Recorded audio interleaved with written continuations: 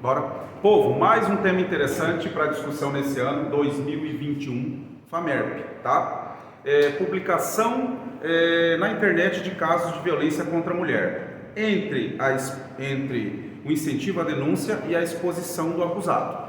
Beleza. Só que antes de começar esse tema, como ele tem bastante repertório, é interessante você focar em alguns pontos aqui. Coloca em sua parte que você vai encaixando no D1 e no D2. O que é possível você encaixar? Lei Maria da Penha de 2006, muito interessante você encaixar no texto. Lei do feminicídio também cabe em algum momento, não é para encaixar todos, mas olha, são possibilidades.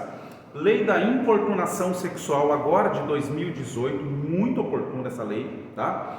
Depois, gente, nós temos o Michel Foucault, quando ele fala sobre as relações humanas são permeadas pelas relações de poder. Eu acho que esta citação ela se encaixa perfeitamente no nosso texto. Eu iria nessa citação do Michel Foucault. As relações humanas são permeadas pelas relações de poder. Outra pessoa bacana, o Debord, quando ele fala sobre a sociedade do espetáculo, ou seja, a espetacularização da vida nesse tempo de mídias digitais que nós vivemos. Espetacularização da vida, ou a sociedade do espetáculo do Debord. E ainda, a hora que você estiver no D1 ou no D2, o Sartre também fala que qualquer tipo de violência, independente da maneira como ela se manifesta, é sempre uma derrota. Beleza? Então, de repertório está lotado aí. E foca lá no meu texto. Se você vai trabalhar com publicação na internet de casos de violência contra a mulher, entre o incentivo à denúncia, o nosso D1, e a exposição do acusado, o nosso D2. Mas para abrir, vamos organizar nosso texto. Introdução. Sandro, o que eu coloco primeiro? Na introdução eu coloco o advento da internet, especificamente o advento das redes sociais no século XXI. Essa é uma parte mega importante. E como o advento das redes sociais modificaram as relações humanas e as nossas relações, tá? Isso mega importante. No contexto, no meio da sua introdução, você já vai posicionando sobre o movimento Exposed e como as redes sociais foram utilizadas nesse sentido para quê? Dar visibilidade a uma problemática muito atual, que é a violência contra a mulher. Tá? Na sequência, joga lá na tese. Na tese você tem duas possibilidades, conforme o tema. Você vai destacar, discutir, compreender o quê? A necessidade do incentivo à denúncia, tá? Em relação aos casos de violência contra a mulher. Depois você vai mostrar a exposição do acusado, ou seja, a problemática envolvida em relação a essa culpabilização ou do acusado. Fechou? Uma tese muito boa ali. Desce para o D1. No seu D1, você não esqueça de colocar o seguinte: no seu D1 você vai mostrar a gente o quê? Os aspectos extremamente positivos dele. Por meio das plataformas digitais, por meio das redes sociais, como houve um processo de visibilidade muito grande em relação a uma problemática muito séria no Brasil, que é a questão da violência contra a mulher. Nesse contexto, você puxa também para trabalhar sobre a sociedade machista e patriarcal na qual estamos inseridos.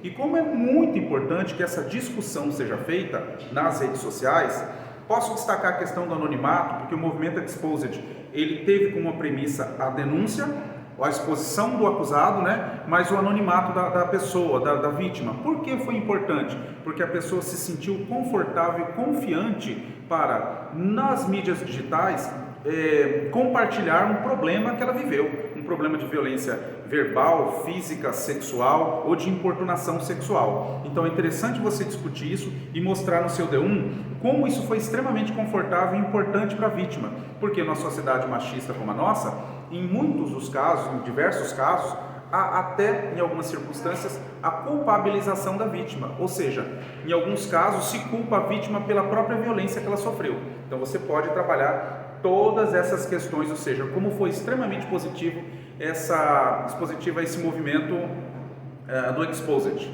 Ok. Contrariamente a essa ideia, o D1 é só o lado positivo dessa questão do Exposed.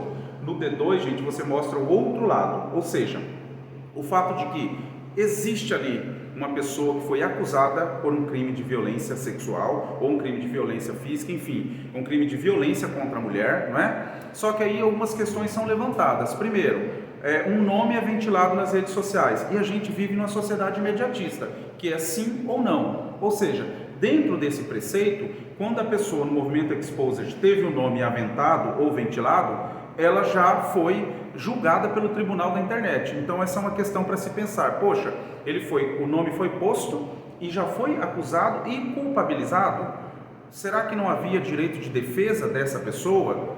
E cuidado na hora que você estiver falando para não defender o agressor. Essa é uma parte muito importante, você mostrar aqui como esse processo, esse tribunal da internet fez esse papel de, dentro desse movimento exposed, de acusar, ok, acusou, mas também não deu o direito de defesa. Será que não é uma questão que merece uma reflexão acerca do problema?